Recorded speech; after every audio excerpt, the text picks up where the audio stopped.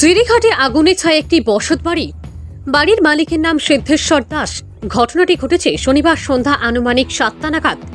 ঘটনার খবর পেয়ে ঘটনাস্থলে উপস্থিত হয় জিরিঘাট পুলিশ এবং লক্ষ্মীপুর থেকে ছুটে যান এসডিপিও পার্থপ্রতিম দোয়ারা।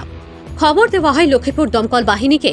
দমকল বাহিনী ঘটনাস্থলে উপস্থিত হওয়ার পূর্বেই স্থানীয় জনগণের প্রচেষ্টায় আগুন নিয়ন্ত্রণে আনা সম্ভব হয়। তবে আগুন লাগার সূত্রপাত এই প্রতিবেদন লেখা পর্যন্ত জানা যায়নি। তদন্ত অব্যাহত রেখেছে পুলিশ। অগ্নিসংযোগকালে বাড়িতে কেউ ছিলেন না, তাই কোনো ধরনের আসবাবপত্র সহ যাবতীয় জরুরি নথিপত্র পুড়ে ছাই হয়ে গেছে।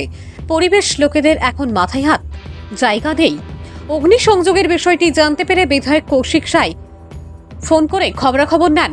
আগামী রবিবার তিনি অসহায় পরিবারের সাথে দেখা করতে তিনি জিরিঘাটে যাবেন বলে দলীয় কর্মী শান্তনু জানিয়েছেন।